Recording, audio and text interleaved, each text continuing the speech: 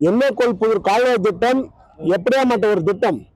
அந்த திட்டத்தை உபரிநீர் கால்வாய் மூலமாக ஏரி குளமெல்லாம் ரப்பிந்தா இன்னைக்கு தருமபுரி மாவட்டம் செழிப்பாக இருக்கும். சிப்காட் பண்ணியிருந்தா அவங்க 2 லட்சம் மாணவர்கள், படித்த மாணவர்கள் வேலைக்கு போயிருக்குவாங்க. முதலமைச்சர் அவர்கள் எண்ணெய்கோல்புதூர் கால்வாய் திட்டத்தை நிறைவேற்று என்று அங்கேயே போய் அவர் சொன்னார். அந்த திட்டத்தை நிறைவேற்றிருந்தா கூட இந்த மக்கள் ஏதோ பலனடைஞ்சாமல் மிக சிரமப்பட்டு ஒரு வேதனையில் பாலைவனத்தில் வாழ்ற மாதிரி வாழ்றாங்க ஐயா. அவரு என்ன இதாங்க ஒரு அந்த நீர் ஆதார திட்டத்தை நிறைவேற்றக்கூடாதான்னு நாங்கள் பல முறை சொல்லுங்க. 600 கோடி ரூபாய் ஒதுக்கணும்பா, ஆட்சி மாற்றம் வந்த பின்னாடி திமுக கிடைப்பில் போட்டுருச்சு சொன்னாரு. அட்வைஸ் பண்ணினே தான் இருக்கிறோம். கேபி அண்ணார் அவர்களுக்கும் நீங்க 5 முறை இந்த தொகுதியில் எவ்வளவு வளர்ச்சி பண்ணீங்களான்னும் போது அது ஒண்ணுதான் என்னுடைய குறை. அதுக்கு நான் 600 கோடி ரூபாய் ஒதுக்கணும், திமுக ஆட்சியில் அது கிடைப்பில் போட்டாங்க அவரு சொல்லுங்கிறாரு.